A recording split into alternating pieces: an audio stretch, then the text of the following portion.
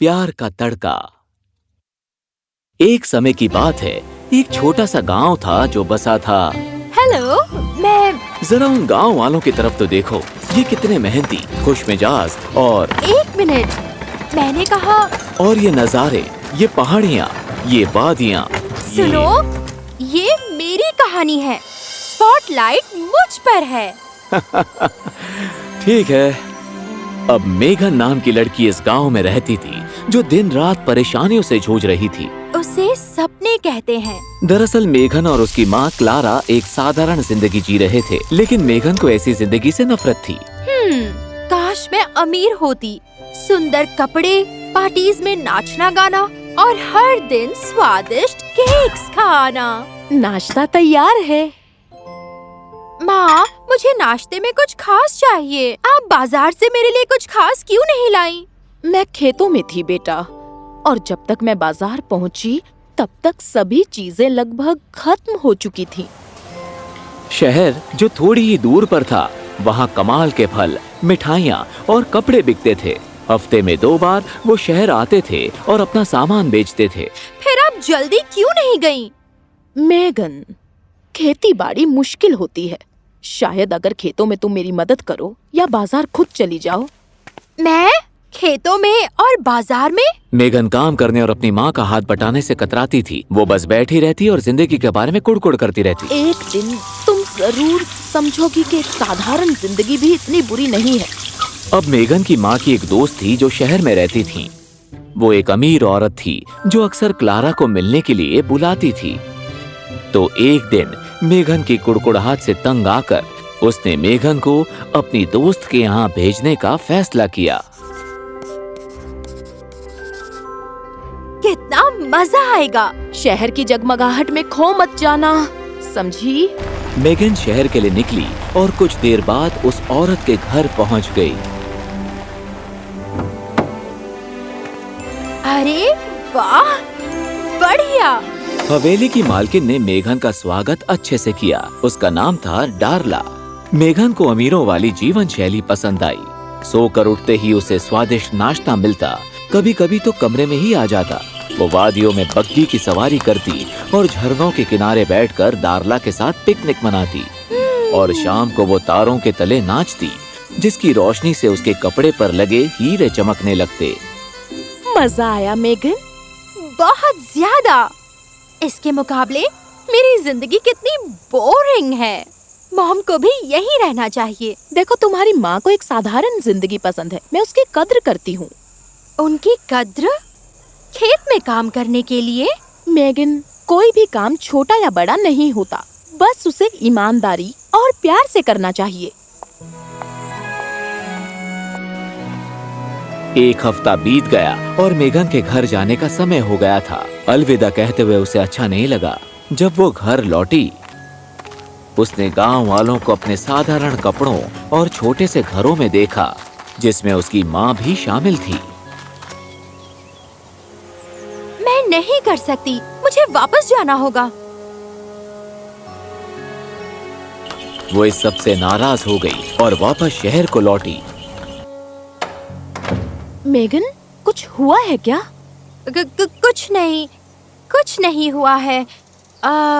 वैसे माँ काम के सिलसिले में बाहर गई हैं कुछ दिनों के लिए, और मैं मेरा मतलब वो चाह रही थी कि मैं कुछ और दिन यहाँ पर रुक जाऊँ। हाँ, क्यों नहीं मेघन? मेघन ने डार्ला से झूठ बोला था और उसने माँ को एक चिट्ठी लिखी, ये बताते हुए कि डार्ला चाहती थी कि वो कुछ दिन और वहाँ रुक जाए। ओहो, वैसे कुछ दिन और रहने में कोई बुराई नहीं है। और इस तरह झूठ बोलकर मेघन डार्ला के घर पर रहने लगी। लेकिन कुछ दिन बीतने के बाद डार्ला को क्लारा से एक चिट्ठी मिली, अपनी बेटी का हाल पूछते हुए। मेघन, लगता है तुम्हारी माँ काम से लौट आई हैं। तुम्हारे बारे में पूछ रही थी वो। और इस तरह कुड़कुड़ करते हुए उसे वापस जाना पड़ा। डार्ला ने क्लारा को देने के लिए कुछ खास चीज दी थी। ब्रेड। हालांकि रास्ता खराब होने की वजह से बग्गी को बीच में ही रुकना पड़ा। क्या बकवास दिन है। मैं अपने नए जूते खराब नहीं करना चाहती। ओह, ये ब्रेड। मेगन ने अपने जूतों को ब्रेड से ढकने का फैसला किया, ब्रेड ही तो है। लेकिन जैसे ही उसने 2 कदम आगे बढ़ाए, वो कीचड़ भरे रास्ते से फिसलते हुए गिरने लगी। मैं कहाँ हूँ? यूं। वो काफी गहरे में गिर गई थी, मार्श रानी के इलाके में। कौन हो तुम? मेगन उस बड़े से गॉब्लिन को देखकर डर गई, जो उसके सामने खड़ी थी। ये थी मार्श रानी स्लोपैसा। मैं मेगन हूँ। किसी कीचड़ के गॉब्लिन के लिए एक अजीब नाम है। मैं एक इंसान हूँ। और तभी एक और गॉब्लिन स्लोपैसा के पास आया, मेघन की टोकरी को हाथ में लेकर। वो खास रोज़बेरी वाली ब्रेड, गुलाब की पंखुड़ी के साथ। लगता है और भी बचा है। वो इसलिए क्योंकि वो मेरे पैरों में है। तुम्हारे पैरों में क्यों है? मैं अपने प्यारे जूतों को कीचड़ से बचाना चाहती थी। स्लोपैसा चौंक गई। उसे वो ब्रेड बहुत पसंद था और उसने अपने गॉब्लिन्स को हर दिन लाने के लिए कहा था। तुम खुद को इंसान कहती हो, पर तुम तो बहुत बुरे इंसान हो। सिर्फ ब्रेड पर पैर रखने के लिए?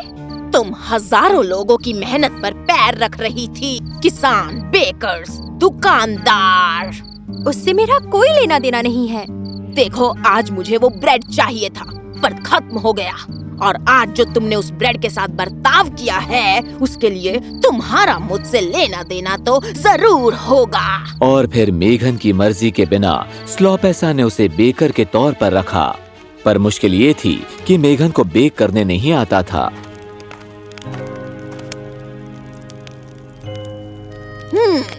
नहीं। मेघन ने फिर से कोशिश की। एक बार फिर, वाह! पर वो ठीक से नहीं बना पाई।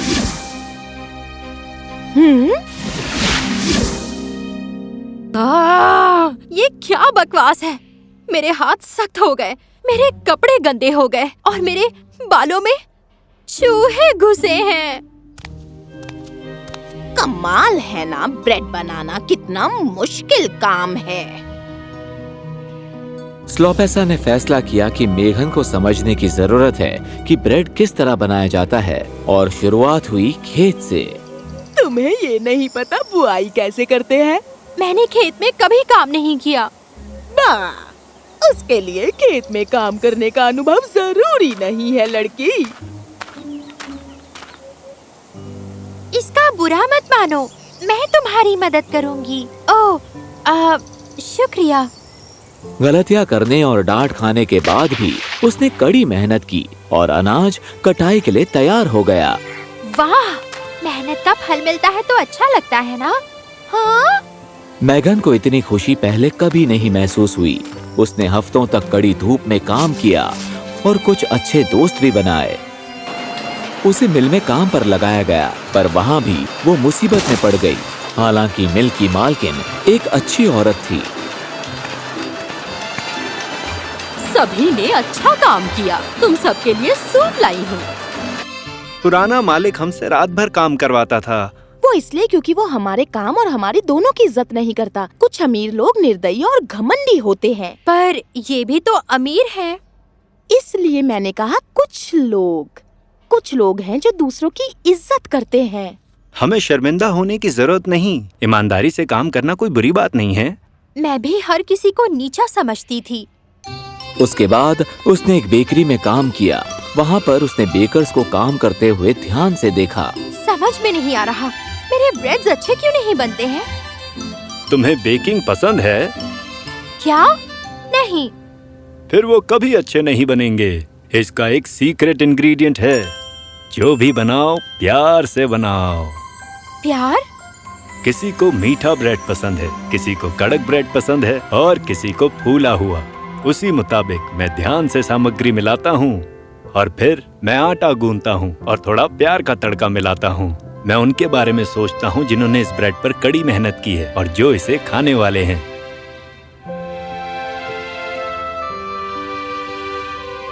उसने बेकरी में कुछ और दिन काम किया जब तक स्लोपेसा उसे वापस कीचड़ की दुनिया में नहीं लेकर आई।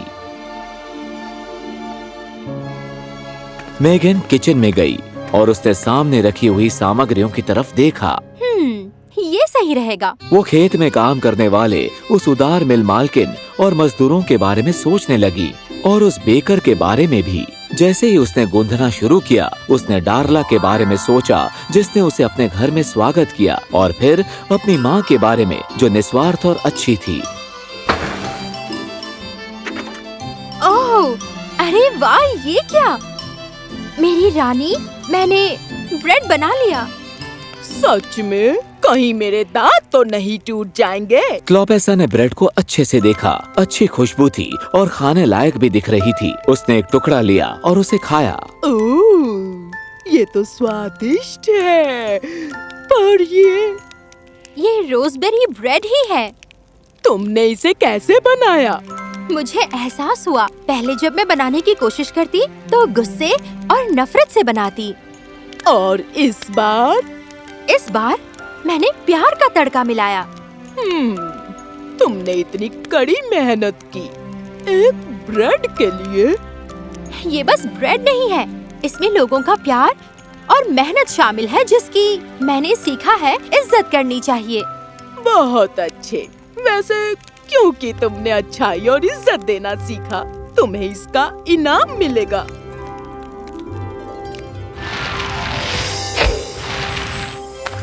वो वापस अपने घर गई।